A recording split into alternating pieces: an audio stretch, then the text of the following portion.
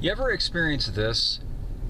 It's the school zone 25-mile-an-hour thing when the lights aren't flashing and you don't have to, by law, slow down to 25 miles an hour, but there's somebody up ahead of you who thinks that it's a 24/7, 365 a year thing to drive 25 miles an hour in the school zone.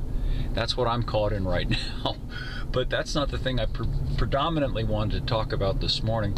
I wanted to talk about this whole criminalization of flag burning thing. I know it's really popular in certain quarters on the right side of the political aisle, and I think that that's interesting because what is the flag? Well, it's not so much the symbol of the country, which is sort of an abstract thing. It's the symbol of the government. In other words, of authority, of force, of we're going to tell you what you're going to do or else. And there's a weird and sad irony in people who are on the right, conservatives, who ostensibly like freedom and liberty, being all drawn up when somebody burns the flag, the symbol of government authority.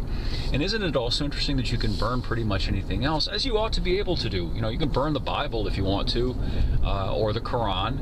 I'm not particularly religious, and it's not something I would do because I'm not into just gratuitously offending people's religious faith or anything else, and I don't see the point in it.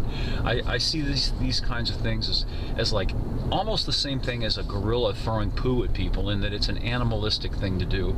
It's the kind of thing that you do when you're inarticulate and you can't voice an argument intelligently. So instead of that, oh, I'm going to burn the Bible or I'm going to burn the flag.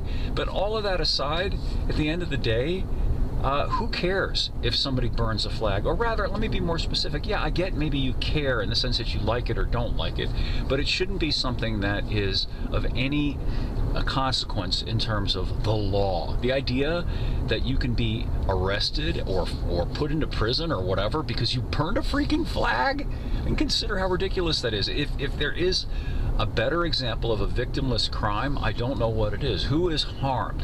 What harm has been done in any kind of a tangible way? I mean, other than people's affronted feelings by burning a flag, especially if it's your flag. I go out and buy a flag, it's my property, and I burn it so as to express my, I don't know, contempt for the federal government or whatever. Well, so what?